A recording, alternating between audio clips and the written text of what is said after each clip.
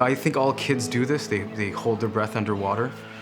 But the more people I meet that dive, all have that as an early sort of childhood memory, that they were just feeling really good underwater.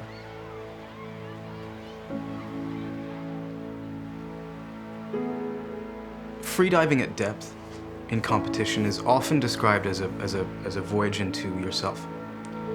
It's a voyage of self-discovery about facing your fears, about how you deal with stress, about how committed you are to training. In competition, the deepest divers are reaching 400 feet now. And those dives typically can take about 3 to 4 minutes.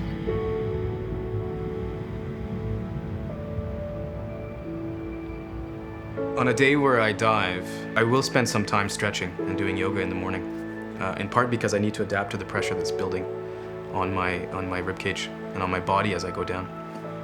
And the phase before the dive is known as the breathe out.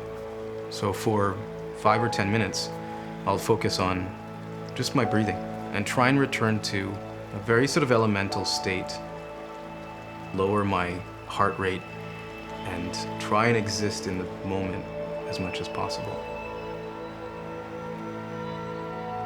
If I can reach that state, my dive will be amazingly enjoyable. There'll be a countdown, 5, 4, 3, 2, 1, and then take one deep belly breath full of air. And then it begins.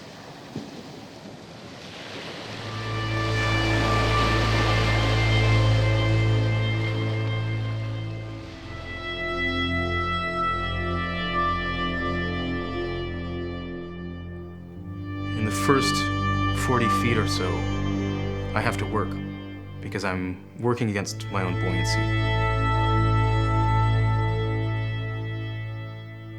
Eventually, because of the pressure, my lung volume is shrinking. And so I become negatively buoyant. And that phase is known as free fall, or the sink phase. And that's the most interesting experience for a freediver because you drop slowly and with increasing speed, deeper and deeper and deeper down.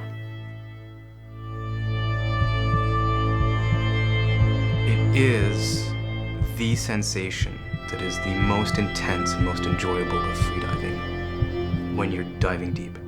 It's a feeling of flying through space in a way.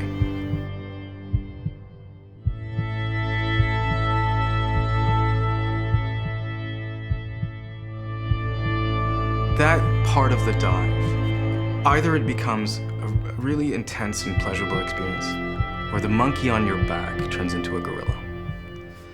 That voice inside your head says, turn around, turn around, turn around, go back, go back, go back. And that's what you have to contend with. That's the discipline, is to have the confidence and the sense of self to know that you can make it to the bottom and make it back up.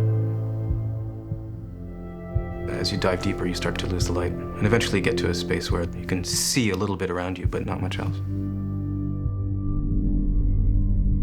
In competition, the bottom is the bottom plate. I'll have announced the night before how deep I want to go. So I can literally close my eyes and just drop down through the water until I'll hit the bottom plate and have to turn around and come back up.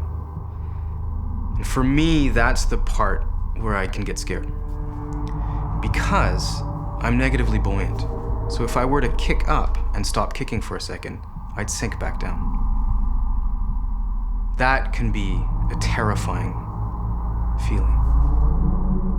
If I freak out down there, my heart rate goes up, my muscles get tense, and I jeopardize my chances of making it all the way back up. And so I have to achieve a state of acceptance about where I am.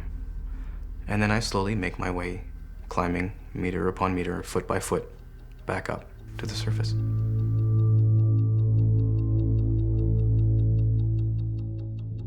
Late in a dive, you'll become hypoxic. Hypoxic means that you're low on oxygen, and it leads to several symptoms.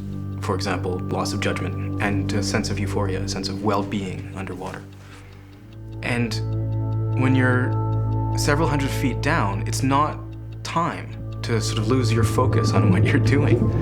That's one of the dangers of the sport. And that's why freedivers are so conscious of having to back each other up and set up safety protocols that ensure that somebody who reaches that state can come back to the surface safely and dive another day.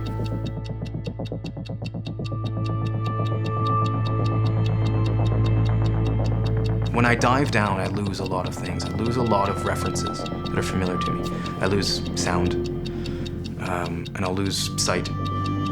And I'll lose a sense of the world around me. I sort of travel into myself because I need to. When I return to the surface, the light comes back and the sound comes back. So when I breach the surface, take that first full breath, I'm hit with everything around me, and it's sort of like being reborn.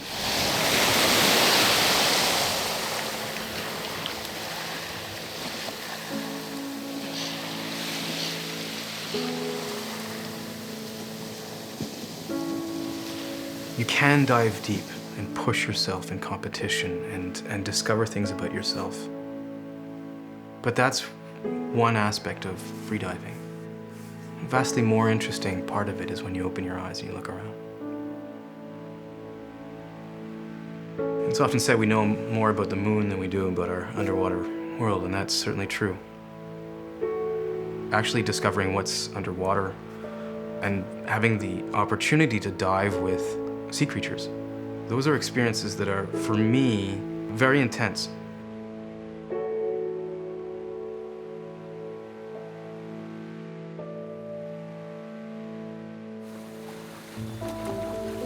The Waterman Project is a non-profit organization that's focused on the preservation and conservation of large marine species, in particular sharks. So the project is to tag populations to be able to track their movements. I was invited by a friend and mentor, William Winram, to be part of an expedition that tagged great hammerheads in the Pacific. Sharks are very sensitive to what's happening around them, and so they can basically detect your energy in the water. If you're giving off an energy that is one of fear and of panic, then their relationship to you changes. So what you're trying to do is move as fluidly as possible, as calmly as possible, as if you belong in that aquatic environment. Because we don't have tanks and because we're able to dive deeply, freedivers can approach sharks without having them swim away. It's done with a spear gun. We implant a small transmitter device, and then you can start getting scientific data. Understanding those animals is the first step in being able to set up guidelines about how we protect them.